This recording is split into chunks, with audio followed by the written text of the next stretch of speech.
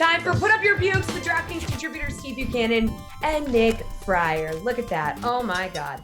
Okay, so you know the drill, Nick. You agree with Steve's favorite DFS play tonight where you pivot to another option. Obviously, of course, we also keep score. So let's take a look at last Thursday's results. Steve with the sweep to take a 9-8 lead over Nick. And FYI, guys, we're going to run this series first to 11. So, things are heating up, okay? We are down to the wire here.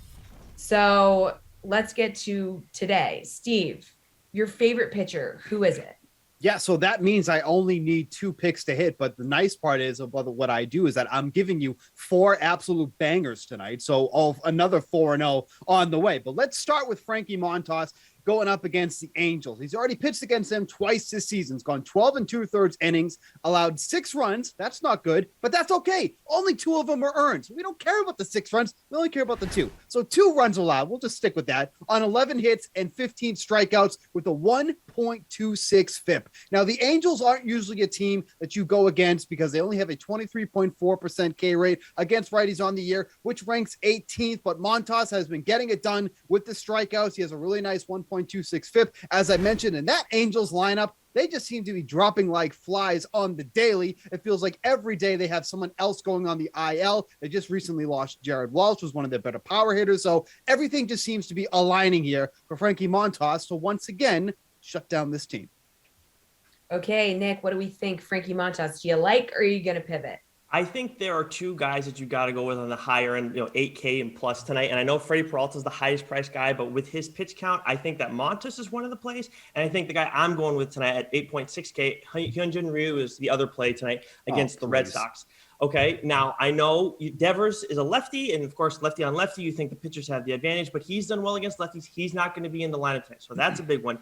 And then last time out, I know Ryu got smacked around his first time against the Red Sox this season, but then he had a great outing his second time out. He's been hot and cold this month, but he had 2 really strong outings in July. And the Red Sox have one of the 10 highest K rates against left-handed pitching this season. So, and then when I look at this lineup, looking at the matchups and everything, of the guys that have seen Ryu quite a bit in this lineup, Bogaerts is the only one who's really done anything against him, and he really hasn't hit him for much power. So I feel comfortable with him at 8.6K tonight. Steve obviously did not agree with that, but that's fine. Okay. Whatever. I don't care. Okay. Steve, how about your favorite infielder? It sounds like Shmo Schmichette. Yes. I'm actually just giving myself a check. So already 1-0 on this segment. So I only need 1 more to hit because I don't know why he gave himself Hyunjin Ryu, which is, by the way, the highest projected game on this slate. So that's why we're going to use some of the hitters on this slate. And like you said, it does rhyme with Shmo Bichette. It is Bo Bichette, 10.2 DraftKings fantasy points he's averaging over his last 10 games. What does that include, you may ask? 2 home runs, 9 RBI, and 3 stolen bases. This guy absolutely smashes lefties when he's not running around the bases looking like an absolute gazelle. 409 WOBA, 191 isolated power, and a 160 WRC plus. Eduardo Rodriguez has been pitching better as of late. I totally get that. But this game, like I mentioned, has a projected total of 10. The Red Sox and the Blue Jays, 2 of the best teams according to WRC plus against lefties. I need somebody like Bo Bichette going against Eduardo Rodriguez. He's my top infielder for tonight. Nick, do you need somebody like Bo Bichette? I do, in meaning I need somebody in the Blue Jays lineup. I'm going to save my outfield slot for that. Instead, I'm going to go out to the West Coast for the Padres-Rockies game. I'm going to go with Manny Machado at 5.1K instead as my top infielder tonight. He has faced Freeland 27 times in his career, 348 average. He has 4 doubles against him, 1 from earlier in this month and 1 from the other time he faced him earlier in this season. And against lefties this season, Machado has a 825 OPS. He's actually done better this month, though, 884 against left-handed pitching. So I'm going to go with him instead of Bo Bichette tonight. I do think that Erod is a guy you have to target. And there are a few ways to do it, but there's an outfielder I'd rather go with in that game. Well, Steve, your favorite outfielder is not on the Blue Jays. No, it's not. It's on the Baltimore Orioles, and his name is Cedric Mullins. He was just recently at the All-Star game. Great player. But tonight he's facing Casey Mize, who has some of the worst numbers on this slate against left-handed bats. 350 WOBA, 5.86 FIP, and 12 of the 16 home runs he's allowed. That's not good. That's more than half. The majority of the power for Mullins comes against righties. He's got good power against both sides of the plate. Doesn't matter. This guy's an all-star. He can hit whoever is on the mound. But a 240 isolated power and a 156 WRC plus going against righties on the year. He's really not all that expensive either. And he's a great player. hitting leadoff, should get at least 5 at bats, 5 chances to do something magical. So we're going to go with Cedric Mullins tonight. All right, Nick, who are you pivoting to? I'm going to go with Teoscar Hernandez instead at 5.1K. I got 2 guys at the same price tonight, going up against Erod, and he's done very well against Erod in only a few appearances, 18 plate appearances, but he's got 3 home runs against him and a double. And Erod is a guy, after what happened last time, I understand migraine out of his control.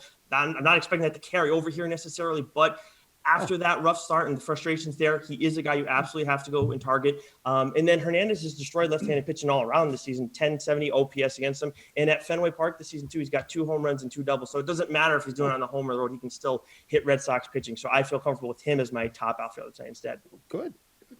All right, Steve, put up your final buke, your favorite value play. Who is it? Yeah, sorry. I'm just writing down Nick's medical analysis. Migraine shouldn't carry over. Okay, put that in my notes when I'm making my lineups tonight. That's very important. Let's go with Rowdy Tellez.